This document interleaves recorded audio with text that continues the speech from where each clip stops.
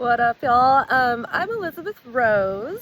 This is a new channel, but I've been making content for like about 10 years or so. And on another channel, I've got a YouTube channel that I've been doing for 5 years. And I wanted to come on here and address, like, I almost quit, but then I heard this. And I'm going to break that down. So, like, over the 10 years that I've been, like, writing and making content and making videos, like, I've heard a lot of advice on how to build channels and platforms, and I've listened to every single thing about, like, well, what's working, what's not working. I've tweaked, I've done everything, and, like, I have just never been able to get those channels to grow and those platforms to grow. And I have theories on why that is, but that's not the point of this video. This video is that, I have been once again, like, kind of hitting like a point of feeling like I'm in the middle of the wilderness and there's no turning back, and there's no telling how much further there is to go, and I really need some water, and sometimes I'm just like, I get weighed down by the demands of life, just like we all do, and that's why this conversation, I think, is so valid. But sometimes I'll get to a point where I'm just like, I'm just gonna quit. I'm just gonna, like, just make my peace with it or whatever. I can't seem to build any momentum. I can't get my message out to anyone. And, like, sometimes, the exposure even on Instagram is only to like 50 people, and I mean, like, you got these big creators going like, I can't get any reach. And you're like, well, you have 6,000 likes. That's something, So I came to the last straw with it, and, something just told me, like, why not start a fresh channel with everything you know now, and just rename it one of your own names and all of that. And I wanted to hone in on, just spiritual thought and theological interpretation and all kinds of things. I'm a Judeo-Christian mystic. I'm a student of Kabbalah. And the other channel is like readings, like tarot oracle readings, but it's not like about you and other people so much. It's about like the inner reflection and the inner journey, and usually like whatever messages are coming through usually align with like the weekly Torah portions and whatnot. So but it's not necessarily like a widespread commercial like kind of style of study. It's for like serious students, serious people who want, true understanding, true transformation. So I wanted to hone in a lot more on that, but have less structure, just be able to like talk about things randomly and just sort of start fresh and break from algorithm and all of that. So I was coming to another point today where I was just like, oh, I'm gonna quit.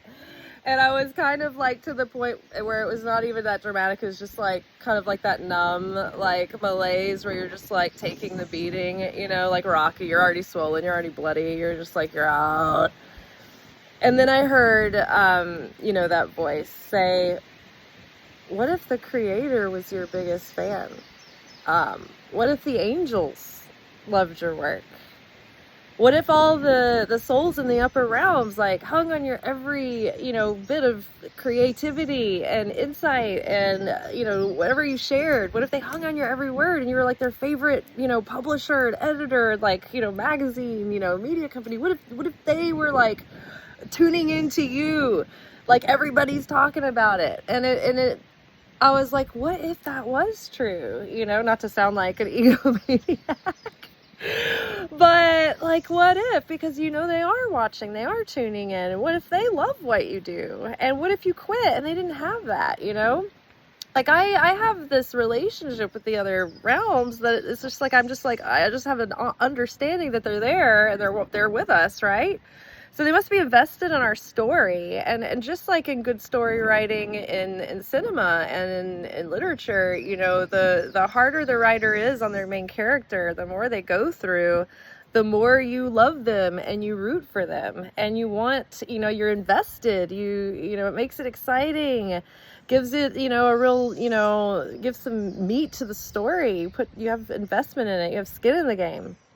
So I realized that, and then I kind of like, they showed me that like we interact with the internet in ways that we can't feel it, we can't touch it, but we still can interact with it with our consciousness. And it's like almost like being in another dimension, having an avatar and living in a world that has different rules than this one. And we have the illusion there's no cause and effect because we don't physically touch things, but there definitely is. And I think we understand that. I think trolling proves that you do have consequences even in a non-physical space, and it has negative impact or positive impact. If you're, a fan of different people who share knowledge and wisdom and interest and art and beauty and things like that, you're like, wow, that has a positive impact. So we definitely know how our non-physical interaction has an impact too, and it's like this whole level and realm where we're living through consciousness.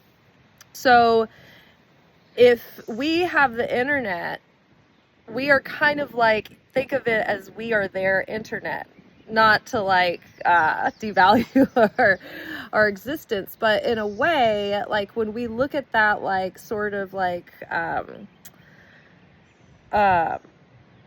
what's the word? Not a projection, but like the simulation of like this different realm through the internet. Like they can't touch us physically, but they can take in what they are observing, and they can interact through consciousness through the side. So I thought that was interesting. It's like, okay, well, what if you're their favorite magazine, favorite movie, favorite story, favorite show? All your work, your favorite art, you're their favorite artist, you're their favorite food show, right? When you're cooking, like whatever you're doing, like they love spending time, except they know, like when we think someone can see us through the screen, that means we're insane. But when they know that we know that they're there, it's kind of like when we're going live and there's like a chat and that you're talking with people, and that they're there, but you can't, you're only interacting with like, I don't know, like a projection of them or whatever. But like if you're watching like a show or a movie or something, people aren't like talking to you personally.